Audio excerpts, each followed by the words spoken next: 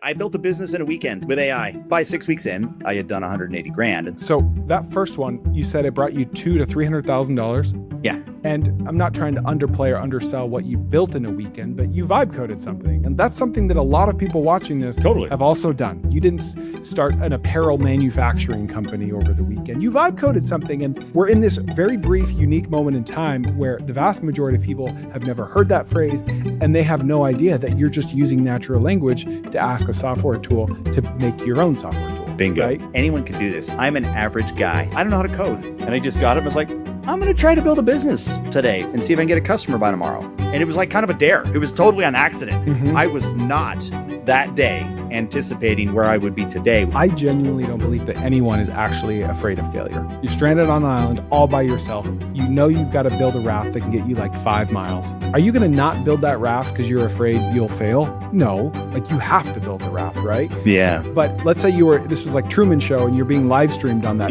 stranded island. You might not build that raft because you are afraid of the perception of failure from other people watching. Totally. No one's afraid of failure. We're just afraid of what people will think if we fail.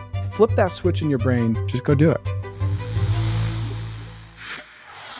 I had a guest on a couple months ago, John Cheney. You may remember him as the guy that made $2.5 million in a year vibe coding websites for business owners. Well, he happened to make 180 grand in his first 6 weeks by employing one little trick. And you're going to hear exactly how this works. How do you sell yourself? How do you get anything you want? Well, today, let's get very specific about that, because my last episode with John didn't quite go deep enough on how he found customers. So this one will. Please enjoy. Look, getting customers is where most people kind of struggle, right? They come up with this awesome idea. And Chris, you're so good. My kids, I put my kids onto your channel. Like Thank you. They love those ideas. They're trying to figure out like, how am I going to make money for the summer? And they're all ages like 9 to 14. They're young, but there's some ideas in there that like, I could do this. Yeah. Right. But then they're like, but how do I get customers, Dad? Right. How do I do this? And obviously, yeah, you can go door to door and you can go, to Main Street door to door and find businesses, or just pick up the phone or jump on LinkedIn, and all those things work. And you should do that. You should hustle for sure. But I like to find ways to make noise. And there's a lot of ways to make noise. And we can talk about a bunch of these things on this call, from, ranging from, social media posting, which is a huge thing. Right. And we need to cover that because it's a huge way that I make money. Or that I get customers, that I get eyeballs on me, right? But traditional news, and, whether that's like print, like a newspaper, or digital print, or just like the traditional news. Like when I first launched this company, I reached out to just the news desk. You could just get on a website on Channel 2 News or Channel 5 or Fox. Just like fill out a form? Just fill out a form. Yeah. There's just like, they're always looking. These guys are all they're creative people, and they're looking for cool angles, cool stories. Mm-hmm. So be a good storyteller, right? I mean, that's something that everybody knows is an awesome way to make money if you're a good storyteller. So be a good storyteller and reach out to these local news stations. So I reached out to KUTV and here in Utah and just said, hey, I built a business in a weekend with AI. Like, oh, that's a cool kind of hook, right? Like, I like that. This guy built a business in a weekend. That's a cool story. Let's do it. Mm-hmm. And so they came out. I mean, literally, I'm not kidding you. That day, later that afternoon, they said, hey, we want to put this on the news tonight. And I was like, yeah, come on out. So I cleaned my office up, right? And they literally had their camera sitting right here on me. If you look up KUTV Channel 2 News, John Cheney, you'll find the broadcast, the little 3-minute segment they did on me. And then over the next few days, I had people adding me on LinkedIn and reaching out and saying, hey, I saw you on the news, and hey, I've got a company. I need some help with AI, and sweet. And I know I got one deal that was a $20K deal a month, $20K a month. I got another one that was $10K a month. And then I got several trainings that were like a $10K or a $15K, like one time, hey, come in and train our company. It was probably about $200,000 to $300,000, somewhere in there, in terms of like total value of deals that came to me from one little, hey, cover my story. This is what I'm doing. Here's the angle. Here's why other people would like to hear that. And of course, you don't want to, this is an important thing when you're pitching media, is they don't want to just do a free commercial for you. That's the critical thing. It's not like, hey, I sell, I can come and, power wash your sidewalks. They don't want to hear that. They don't want to hear that.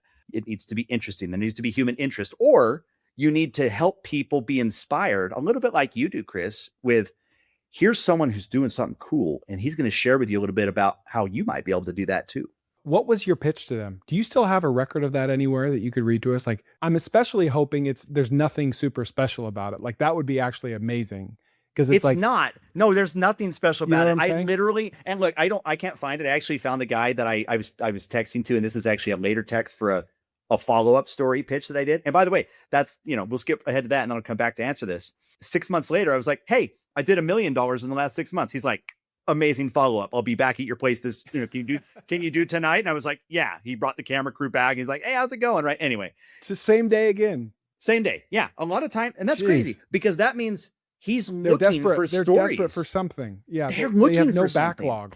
Totally. This isn't like breaking news. Like if they publish that a week later, it makes no difference. So that tells me, like, if we were to publish this tomorrow, that would be a signal to you that I have no backlog. Yeah. It's not necessarily that I'm desperate. It just means I have no backlog. And sometimes I don't. Right now I do. Yeah. But so to me, that's like, wow. If this random local news station, which are a dime a dozen, has no backlog, it's pretty common that no one else does either. They're just sitting around for something, like waiting for something to talk about. Yeah. Yeah. And as long as there isn't, a fire or a murder or something that, everyone wants to talk about, then you're the story. And like you said, a lot of times they'll film it, and it doesn't matter if today's May 30th or May 31st, like it doesn't matter when they do it. They can do it. They can air it a week later. So anyway, that works. And yeah, honestly, the message was just, hey, here's what I did. Here's the angle I have on the story. Here's why I think your listeners will like it. That's important. Why will your listeners get value from this? So you told them that, like, what's in it for you? 100%. You got ahead of it. You don't want them to have to try to be creative and wonder what's in it for me. You need to tell them. Hand them a packaged deal. Yeah. Do their job for them. They're gonna be like, I get it. I can show up and I don't need any prep. I can put the camera on him, interview him for 5 minutes, and I'm done. And that's all it takes, by the way. A total news interview, I'm sure you've done them before as well. They're fast. Like they're out in 25, 30 minutes from your house. Like it's, most of the time is like getting the microphone situated. Real quick, please subscribe to my channel. I know it's kind of lame to ask, but it means a lot. Thanks. So that first one, you said it brought you $200,000 to $300,000 in value in revenue. And most of that is profit, because I know your business. We've spoken before. Yeah. I'm not trying to underplay or undersell what you built in a weekend, but you vibe coded something. And that's something that a lot of people watching this have also done, right? You didn't start a restaurant. You know what I'm saying? Like you didn't start an apparel manufacturing company over the weekend. You vibe coded something. And we're in this very brief, unique moment in time where the vast majority of people have never heard that phrase, and they have no idea that you're just using natural language to ask a software tool to make your own software tool, right? So the guy that read your cold email probably thought there was more to it than that. But even after he heard your story, like it still performed well. And like I'm sure they didn't regret doing it, because he's representative of most people. They don't know that you can just vibe code stuff over a weekend, over an afternoon. Exactly. And that was the idea, right? And that was the value that I was pitching. I was like, look, people don't understand how powerful AI is today. Anyone can do this. I'm an average guy. And that's what I said on the news thing. I was like, I don't know how to code, but I used AI and these neat tools that let me do this to go and bring an idea to life. And now I have customers, right? And getting the customer part is, you got to get out there and make it happen. And, my first customers didn't come from a news agency. This was about, you can't really like launch it and then be on the news the next day. You kind of got to come up with something, get your first customers, like figure that out. And then, the first story, I guess, on the news was probably out 6 weeks in. And by 6 weeks in, I had done 180 grand. And so I had a story, right? It was like, wow, this guy's taken off super fast. He's, completely replaced his income in 6 weeks because of AI. And that was the story. That was the angle. So how much value did that second interview bring you? Or was it kind of hard to attribute because you were further along in your journey? Yeah. I actually combined it into a secondary story right at the same time. I wanted it to be a big, like, hey, here's a lot of news, a lot of juicy stuff. I had also just that week before signed a deal with BYU to become the official AI partner of BYU athletics. And I was going to be helping BYU athletes learn AI so that as they prepare to enter the workforce, they have this technology, because they weren't learning it as much at school as they wanted to be. And they felt that there was a big gap there in teaching people how to build businesses with AI. They thought that was going to be super valuable. So I signed a deal with BYU. So I had that to talk about. I had, hey, so how's the business? We talked to you 6 months ago. Yeah, we've gone from 180,000 up to 1 million. And, so there were some update elements to it. But I just brought this whole package of a story. It's like, hey, there's a lot going on. A lot of local people, of course, in Utah care about BYU athletics, and they're interested to know if there's some cool deal there that's helping athletes. And that's just kind of a human interest story. Yeah. The second pitch was pretty easy. It was just like, and this is a key thing.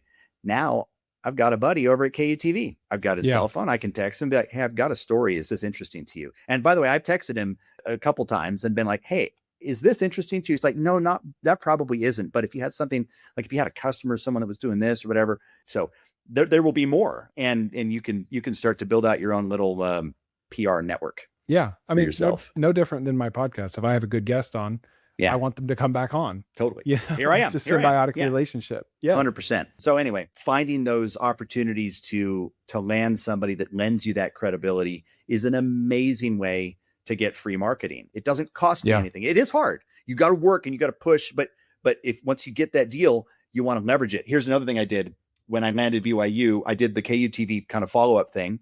And then I got Replit. I texted Amjad Masad. I was like, hey man, I'm doing this deal with BYU. I plan on teaching all of these students Replit. Would you mind donating 6 free months per athlete of Replit? And he's like, I've never really done anything like that, but yeah, let's do it. And so he jumped in and I was like, sweet. Can we do a press release about this?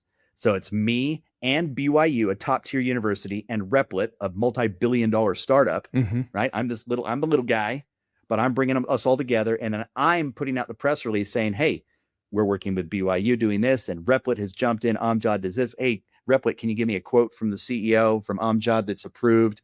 And BYU, can you give me a quote that's approved? And you have to go through a process. You can't just talk about these things in a press release unless you have the permission. And it might take you a few weeks to put it all together. But a press release does not cost very much. And then it lands you in, Yahoo News and MSNBC, and other people pick it up, and TechCrunch and all these different things. Now you have tons of backlinks to your website, and you have big credible names talking about you in public. It's cool. Press release is another big marketing tactic. What service do you use for press releases? It's PR Newswire, and it's a little bit more expensive. It costs about $1,000 for one, but there's other ones out there. Yeah. And you think that's worth it? I mean, it depends on the niche, right? But for this, it depends on the niche. High ticket thing. Yeah, because it was a big deal, and I wanted good, like A-tier quality people picking it up. I was like, okay, I'm gonna invest in this a little bit. So yeah, it costs a little bit, but it's worth it. Yeah, I don't know if I've ever done a press release. I'm too short-sighted. I'm too cheap. Just $1,000, but I'm sure in a lot of cases I'd get my money back and then some. For sure. If there's some sort of strategic partnership, let's Gen AI PI and Koerner office, team up to do what, and just put a press release out there. And now someone might pick that up and be like, hey, I need some AI services. Chris Koerner is super legit, and Gen AI PI looks cool. Like, I'm going to call these guys up. There's something here. That kind of thing absolutely works. Yeah, absolutely. Now, early on, you said you've got to be a good storyteller. Yeah. How do you do that? How do people become good storytellers? It's back to the same thing I was talking about earlier. What's in it for them, right? You got to relate to them. A lot of people tell a story about themselves and they talk about how awesome they are. And we do that out of insecurity. Like we think that we're helping ourselves, like we're giving our, more credibility to others about ourselves when we're shooting ourselves in the foot. 100%. When it's actually a way better strategy to just kind of debase yourself a little bit. You might be really smart at that thing, but it's way better to connect with somebody and say, look, I'm no different than you. You're probably smarter than me, but look, this is the pattern. Here's the framework that I did. And if you follow this framework, you're going to do so much more with it than I did. Right. And that's really how you tell a good story, is you help them feel like they're there. They're part of it. I'm always selling the vision of what will it be like when you're like after you've adopted AI, right? Like imagine your life is like this. You wake up in the morning and AI is already taking care of all this stuff, right? Telling that story of the future desired state is way better than saying, here's our benefits and features, Well, in my opinion, like everything in business comes down to removing or adding friction where necessary. And so to me, what I'm hearing is you're removing the friction of them not being able to see themselves in that thing, in the car that you're trying to sell them, with the AI tool that you're trying to build them. You're painting the picture for them. It's kind of like a test drive of a car. right? You don't really, 100%. if you're a car salesman, you don't take them on test drives so they can like see how it rides and see how the suspension is. Like they don't even know what that means or feels like.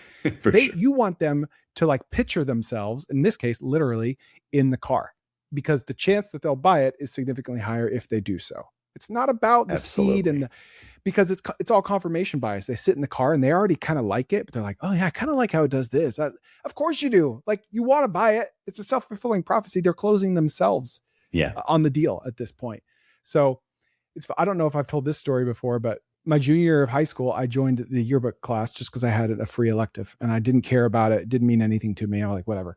But we had like a nationally ranked yearbook. It was serious. Our yearbook advisor was legit. She went to Columbia and she took it very seriously.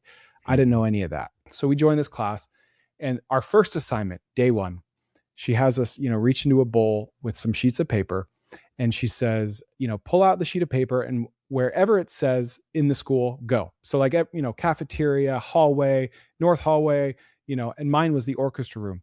She says, I want you to bring your notepad, go to that room. It's totally randomized, and just write down what you observe. And I was like, okay, whatever. And I'm not a writer, never have been, whatever. So I go into the orchestra room. I sit in the back for an hour, and I was like the class clown. I was not a good student. And so I write the most sarcastic thing ever, like just trying to be like eloquent in a very sarcastic way. I'm like the reverberations of the viola bounce against the darkest chambers of my heart. Like the cellos are bouncing between the rafters, and it makes me contemplate my own mortal existence. Like I was totally just trolling. Like I was just like, how can I ham this up? And so I turned it in. It was just a joke. I didn't take it seriously. Yeah. And the next day she comes, she's like, hey, I read your assignment. Honestly, not pleased with most of them. You guys can do better than this. But one of them touched me deeply. And she put her hand on her heart. I was like, geez, we're all looking around. We're like, who? Oh, it's probably Sarah. Oh, it was Jenna. So good. And she's like, I have to read this to you. This was one of the most touching things I've ever read. And if I were to actually go back and read it, maybe it was halfway decent. I don't know. I would pay a lot of money to have that sheet of paper. For sure. And she proceeds to read my story. And I'm just like beet red, sweat. Like this was not at all what I had planned, because I didn't expect her to read it. A. B, I didn't expect her to read it in that context of legitimately loving it. Yeah. And so she reads it and everyone's like, wow, that's really good. And I'm like, oh my gosh. She's like, guess who it was? And like, oh, this girl or that girl. She's like, Chris Koerner. And they were like, what? Chris? Like they're like, huh? And I'm like, I don't know, guys. Like there was no chat GPT. I actually wrote this. And that awesome. Led down this path where she picked me to be the assistant executive editor. Amazing. And then the editor was a senior. And so when she graduated, I was a junior. I became the executive editor. And it reminds me of that. Do you ever see The Other Guys with Mark Wahlberg and Will Ferrell? Yeah, for sure. Like Mark Wahlberg, he confronts his girlfriend in the dance studio and he like starts doing perfect ballet. She's like, what? He's like, yeah, I learned to dance so I can make fun of everyone. She's like, you learned to dance sarcastically? So I learned to write. That's how you did that. Yeah. No, you know what's funny too is that's how I started Cheney IPI. It was literally just like, I wonder what I should do this day. I don't know if you remember my story a few weeks ago or whenever it was that we talked a couple months ago, but like I just woke up Thursday morning and I post on social media. And this is a good segue into the next section here let's talk about social media because I think it's important. And I just got it and was like, I'm going to try to build a business today and see if I can get a customer by tomorrow. And it was like kind of a dare. It was totally on accident. I was not that day anticipating where I would be today with 27 employees. Like a year and a half later, huge AI, helping companies do this. You put like a false constraint on yourself, and that made all the difference. I did. Yeah. The false constraints are cool. I think they're awesome. So building in public, that's another great thing, right? This is not exactly social media, but it kind of is. Building in public is awesome. When you're building something, tell everyone about it. Yeah. Like so many people are like, oh, someone's going to steal my idea. But you know what, Chris, you make a living from giving everybody every idea, right? Like all these cool ideas. And no one's saying like, oh, I tried that, but it was too saturated in my market. Like, I bet you'd never hear that, right? The reality is execution is where the money lives. The ideas are a dime a dozen. So go out there, tell people exactly what you're doing. If you're doing a stump grinding business, tell everyone. And they're going to be like, oh, I've got this tree in my backyard. Like, just tell everyone, okay? So how do you do it? So there's a book that I treat I read it all the time and look at little things lately. And I kind of followed the principles of it as I founded this company. And I talk about a bunch, and you've probably read it. It's by Gary Vee, Day Trading Attention. And I don't think I've read that one. Oh, it's so good. It's $20. Guys, everybody listening, go get this. Gary Vee will pay me no money. I do not know Gary Vee. I follow him. I'm a fan of his, but go buy his book. I want you to do something right now. Open your bank statement and add up every single software subscription that you're paying for. Your CRM, your email marketing tool, text message platform, calendar booking app, funnel builder, review management, or even a separate form builder or automation tool. I've talked to business owners paying $500 to $3,000 a month across 8 or 10 different tools, and half of them don't even talk to each other. So then they go pay for Zapier on top of that just to make things connect. High Level replaces all of it. CRM, email, SMS, funnels, websites, calendars, automations, reputation management, invoicing. One login, one dashboard, one bill, starting at $97 a month. A guy in my community was paying $347 just for ClickFunnels, $99 for MailChimp, $25 for Calendly, $79 for a review tool, and $49 for Zapier just to glue it all together. That's $600 a month if you're not counting. He moved everything to High Level and cut his software costs by over 80%. But the best part isn't even the savings. It's that everything just works together natively. A lead fills out a form on your funnel. That creates a contact in your CRM, which triggers a text and email sequence, books an appointment on your calendar, and then asks for a review when the job's done. One workflow, zero duct tape, and then you can white label the whole platform to resell it to other businesses as your own software. Charge them $200 to $500 a month. Check out gohighlevel.com/TKO pod. They'll give you a 30-day free trial to see what I mean. Day trading attention. Have you ever day traded? Have you ever day traded, Chris? Yeah. Like in the stock market? Haven't we all lost money doing Okay, that? we all have lost money doing 1% a day.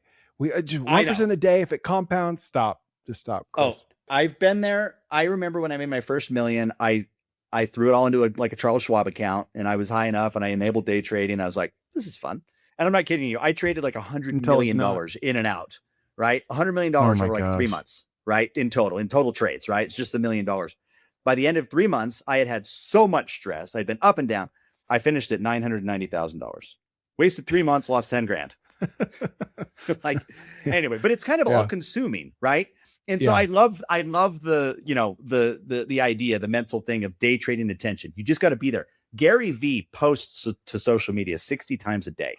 Do you know how many times you post, by the way, Chris? I'm curious. Do you know if that? I were to add up all my platforms. Yeah, all platforms. There's like it doesn't matter if it's the same post. Yeah. At least 25 to 40, probably. Yeah.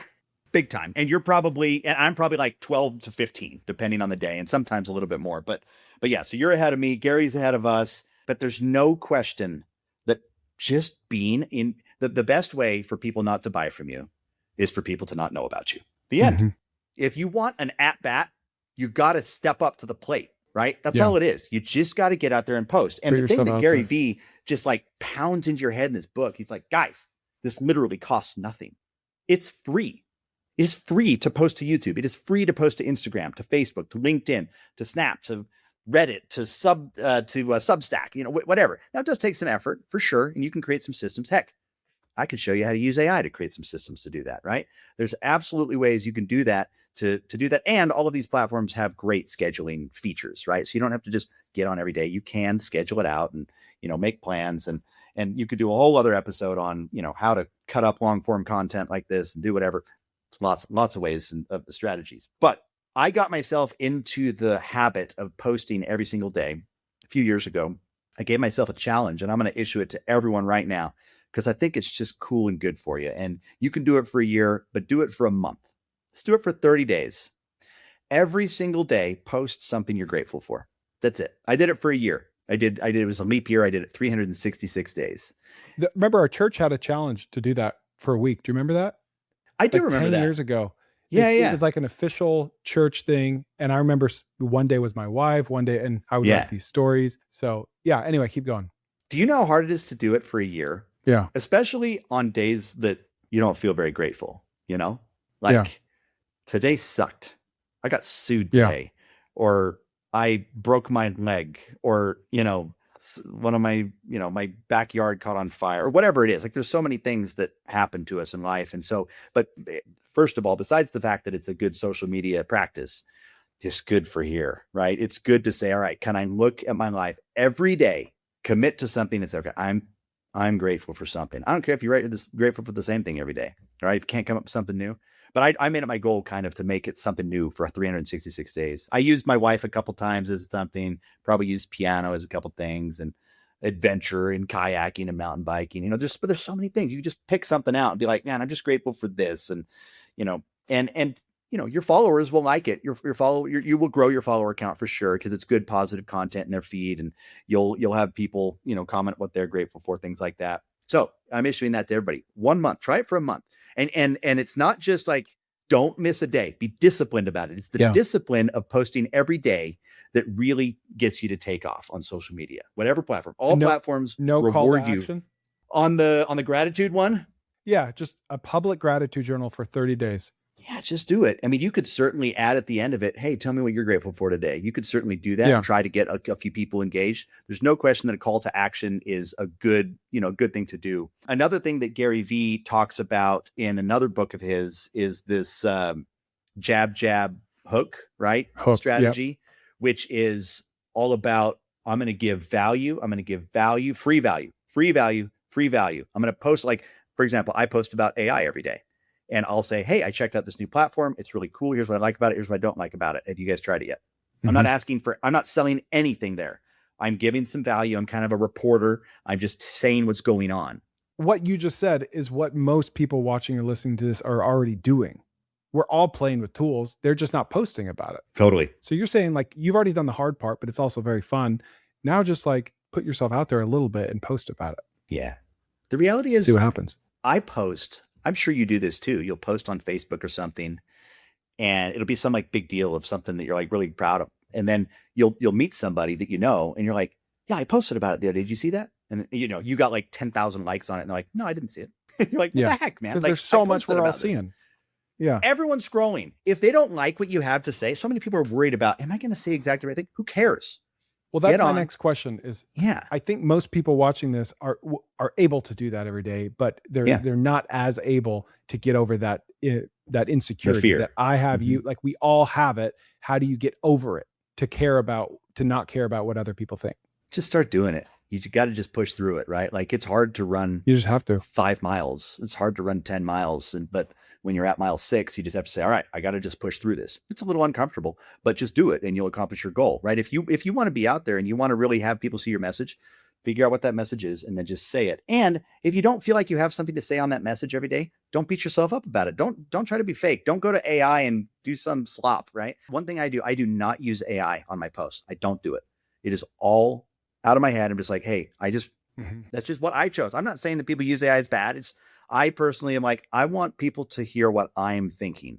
And sometimes it's like, hey, I'm going to post about family, or I'm going to post about, kayaking, or I'm going to post about piano, or I'm going to post about AI, whatever it is, or I'm going to post about a book I read, or, hey, I was in LA this week doing something and here's a cool thing that I did or saw or discussion I had. There's so many things to just talk about. And there's people out there. Another thing that's talked about in this book that a lot of people don't realize is, and this is why this situation I just said, hey, didn't you see that thing I posted about the other day? And it's like a close friend. And you're like, no, I didn't see it. I ask my wife all the time, did you see my post? No, I didn't. Well, why? Because she's looking at gardening videos. And here's why. These social platforms are switching from a social graph to an interest graph. They care more about, they want to present content that people care about. And so if I'm talking about AI, people that like AI are going to follow me because they're going to find my content, right? Strangers. If I post about, that's the good part of it, is people that don't know you personally will find brings you. new people in. If I talk about AI, good chances are that my neighbor is not going to see that post, even though I know I'm friends with them right here, right? I know that they're, we're friends on Facebook. Now, if I post about my farm or my family, my neighbors will see it. Like, Facebook knows what to deliver to who. I think that's super important, is knowing that if you just get out there, if you just post, the right people hopefully are going to see it eventually, especially if you do it consistently. A platform starts to know this guy talks about this, and they'll start to push you to those audiences. Yeah. Any other hacks, tips, tricks to generating eyeballs, getting attention that come to mind? Yeah. Here's one thing on social media that I really want to talk about. It's a simple concept, but how often do you, Chris, I'm curious for you, how often do you post about your personal life on LinkedIn? Once a week, maybe. Yeah. That's not more as than often most people, as I by the should. way. No, but it's more than most people do. A lot of people are like, never. And then before we talked about this, what about on like something more Facebook or Instagram, how often do you talk about, hey, this is what I do for work? I About the think same. you do a lot. Yeah. And so a lot of people try to live these two lives, right? Mm-hmm. And I have personally found that, like, I've had people, I'll post a kayaking video of me going off, one of those waterfalls I was just talking about. I got videos of it, all GoPros and all that stuff. And I'll post it and I'll say, man, this was such a fun weekend to get away. Man, this is where I'd rather be instead of doing AI or whatever, And so then people will reach out and they'll say, hey, I saw your kayaking video. And by the way, I own a business and, we need some help with AI. Can you help us out? Right? People want to do business with people, and people are more than just one thing. Right?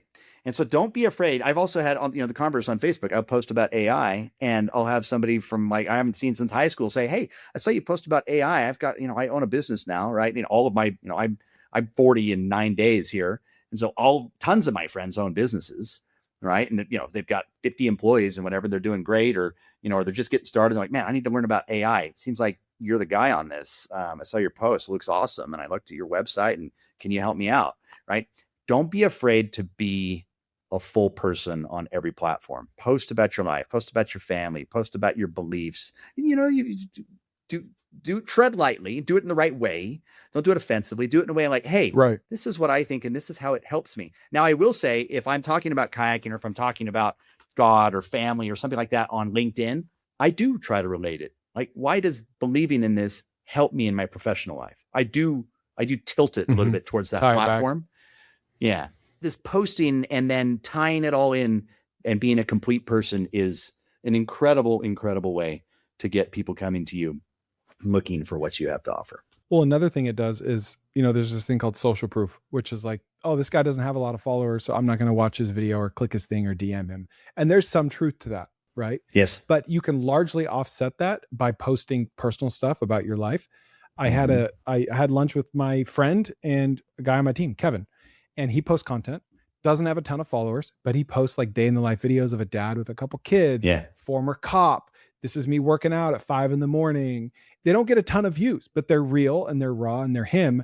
And he noticed anecdotally that when he DMs strangers with an ask, right? That ask might be, hey, come on Chris Koerner's podcast. It might be a sales pitch.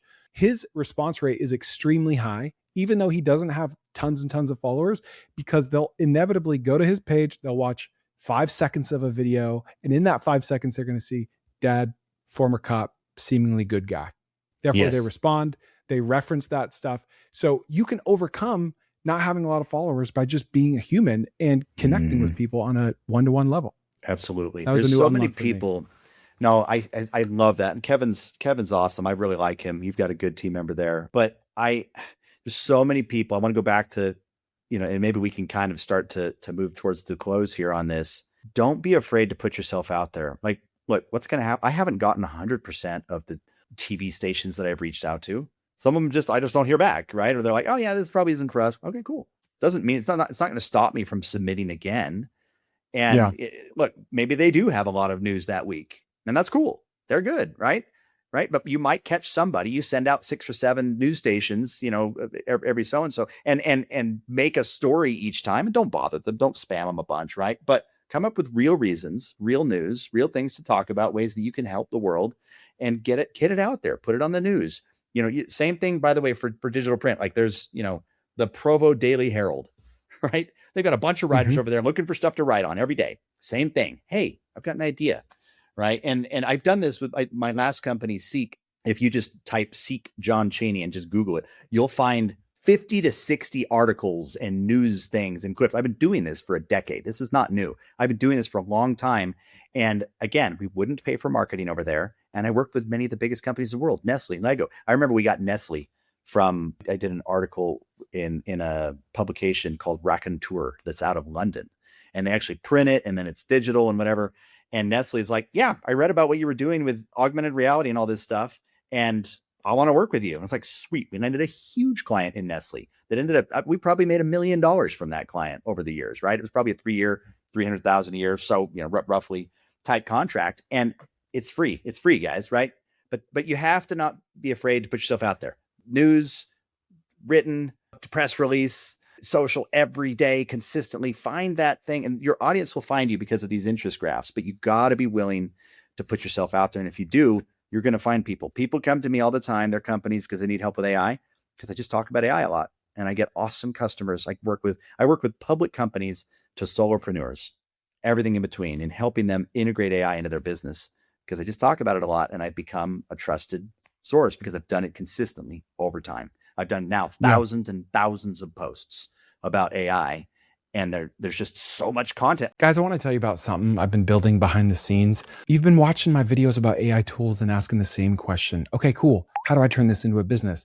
Not just playing around with AI, but actually getting clients and getting paid. That's my community. It's called Playmakers, playmakersai.com. It's an AI agency program where we show you how to start an AI consulting business where you can charge local businesses $500 to $5,000 a month to set up and manage AI tools for them. It's not a course you watch and forget about. We do 3 to 7 live training calls every week, taught by me and 23 other expert AI agency owners.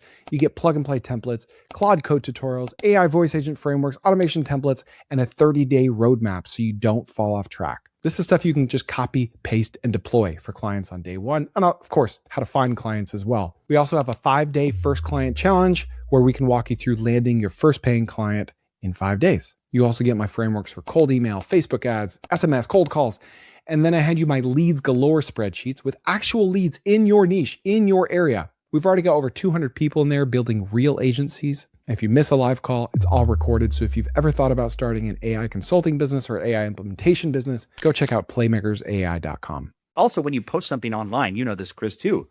When you post a YouTube video, it's there forever. It's evergreen, right? It keeps feeding you for years. And you don't need a lot of views. You just need the right views. Totally. I'll wrap with this. I'm not going to tell this whole story because I've told it a zillion times. And anytime I go on a podcast, it's like one of the first things they ask me is my Buc-ee's story. But I went to Buc-ee's, I bought one of everything, but none of that happens if I don't cold email like 5 reporters. I emailed more than that, but only a couple responded. And this one article right here by Dan Solomon, the Texas Monthly, they've got like 5 million monthly subscribers. It's the biggest news outlet in the state of Texas. Published on November 12th, 2020. This one article was responsible for 180,000 in sales. Our first month. Love it. And awesome. This year, we're still in business 6 years later. We'll do over $1 million in net profit. And none of that happens without this article, because this article led to the Southern Living, which led to the Eater article, which led to the CNET article, which led to everything. And it was all one email to a guy. And I just went to his byline. His email's right there. I didn't use expensive or fancy software. I just opened my Gmail account and was like, I bought one of everything at Buc-ee's and I'm going to sell them on a website. Do you want to write about that? And we were on the phone within an hour. That's it. The asymmetric bet of a lifetime, right? One email, millions of dollars, 6 years later. So I have to share something that has always inspired me. And maybe I learned it from him indirectly because he told me it a long time ago. But have you ever met Garrett Gee? Like the bucket list family guy? The bucket list family guy? He travels the world with his family, and he has millions of dollars because he sold a company to Snapchat. The way that he did it, he built this app that was a QR code scanning app. And this is back in I want to say 2012 or so, before, it was, QR code scanners were part of your just everyday camera on your phone. You had to download an app, and he was learning how to code. And he said, hey, I'm going to just make QR code scanning a little bit better. So it's going to load faster. It's going to scan faster. The graphics are going to be a little bit better. It's just going to be a better experience overall. And I think if I get the best QR code scanning app, then I'll get a ton of users. And he built it, and it was awesome. And he's getting some users. He started to get hundreds, a couple thousand, whatever. And so it's like, okay, people like it. It's getting good reviews. And so he identified somebody in TechCrunch. He's like, people that are reading TechCrunch are my buyer. They're the ones that are going to download this and use it. And so he identified the writer, wrote them, and she said, it's a QR code scanning app. This is kind of boring. Like, I don't think I want to do it. He's like, no, you got to do it. She's like, sorry, I can't. And he's like, I'm not taking no for an answer. He gets on a plane, flies to TechCrunch's headquarters, finds her office, and knocks on her door and says, hey, it's Garrett. I'm taking you to lunch. I'm taking you to lunch. And by the time we're done with lunch, you're going to want to write about this app. And here's why. And she's like, well, you're crazy, but yeah, let's go to lunch. Let's do this. And so they just go down and find some cafe and sit and whatever. But then she's like, I just love the story. And the fact that you showed up here gives me an angle, and I'm going to write about it. Yeah.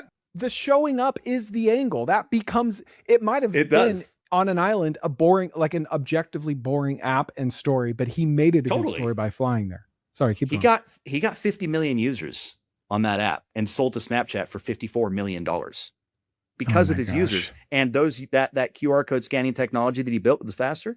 That was the basis for Snap codes, right? He built the technology that ended up being inside of Snap codes. And he, the real value was, anyone could build the QR code thing. And so they could have redone it, but they're just like, hey, let's just buy this. And it has 50 million users and we'll pull them all into Snap, right? That was the value, is those users. But that's just another example. It's just like your Bucky story reminded me of that. And again, I've done it to, not to the degree of your Bucky story or of Garrett's thing, John, but it's awesome.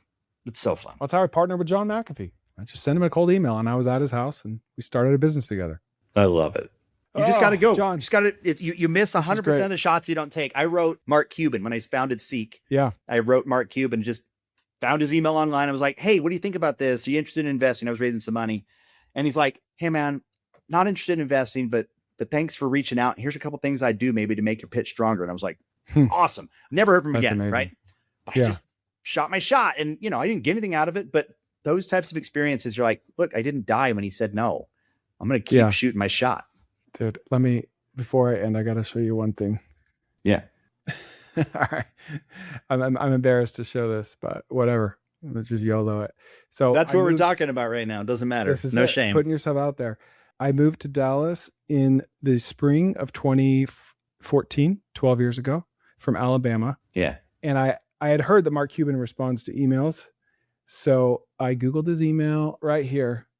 I said, you coined entrepreneur, I coined non-entrepreneur. I don't know why that was the subject. Hey, Mr. Cuban, I just wrote an article on Medium I thought you'd like. I don't even remember what that is. Let's see if it works. There it is. Still there? Nice. Why non-entrepreneurs disdain entrepreneurs, the empowerment of Googling stuff. I don't even remember this. I need to read that. Anyway, I've grown my B2B company, LCD Cycle, from 30K to 600K a month in my first 17 months. And we're moving out to Dallas for a more centralized distribution. You and Musk are my entrepreneurial role models. Thanks for the example. I'd love to work with you someday. And he responded, congrats, within 17 minutes, 8 plus 7, 15 minutes, and said, congrats. And then I said, remember my name. You'll be hearing about me soon enough. He never responded. Yeah, that's so funny. Whatever. Like, shoot your shot. Who cares?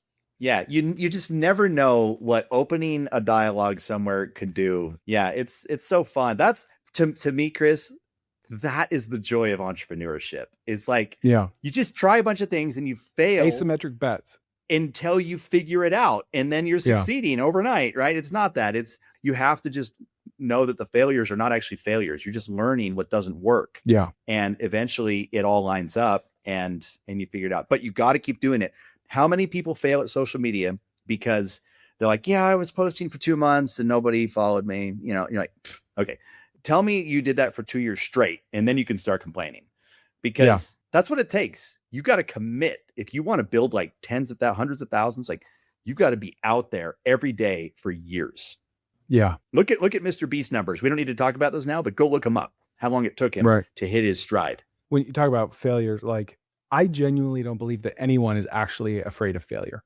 Here's my analogy. You're on a stranded island. You're stranded on an island all by yourself. You know you've got to build a raft that can get you like 5 miles. Are you going to not build that raft because you're afraid you'll fail? No, like, you have to build the raft, right? But in a separate put some scenario, people there. That's what I'm getting at. Let's say this was like Truman Show and you're being live streamed on that stranded island. Yeah. You might not build that raft because you are afraid of the perception of failure from other people watching you. No one's afraid of failure. We're just afraid of what people will think if we fail. So once you flip that switch in your brain, and it doesn't matter, just go do it. All right. So I'm going to amend my challenge then. Okay. In that 30 days of gratitude posting, at least one of those days must be a failure, like a real failure. And you got to talk about why you're grateful for that failure, right? Something that like might even be embarrassing. Put yourself out there a little bit and just be like, yeah, man, I tried this thing and I failed, but I'm grateful for it. And here's what I learned from it. And then do your post, right? Turn it into something good. But anyway, don't be afraid of failing. Amen. This is amazing. Thank you. Where can we find you? Yeah, just look me up, John Cheney, on LinkedIn, Instagram, Facebook, X. I think all of those and even TikTok, which I don't post as much, but I'm on there, at Cheney Piano, and I post all kinds of stuff. If you follow me, you're going to find AI stuff, and you're going to find piano stuff and kayaking and adventure and my two ducks that are, super fun to play with. And anyway, probably my kids too. But anyway, would love to help you guys out. And if you're posting a bunch, connect with me, tell me you're starting, and I'll follow you. You'll get at least one. Okay. Thank you, John. Okay. Appreciate it, Chris. Listen, I need more people like this to interview on my podcast. So if you know of someone with a side hustle or a business that's unique and cool and super profitable, email Molly, Molly, at cofounders.com. That's one word, cofounders.com. Molly at cofounders.com. Tell her your story, and we'll give you $100 if we end up interviewing them. If you like this content, please share with a friend, hit a like or a comment below, and we'll see you next time on the Koerner Office.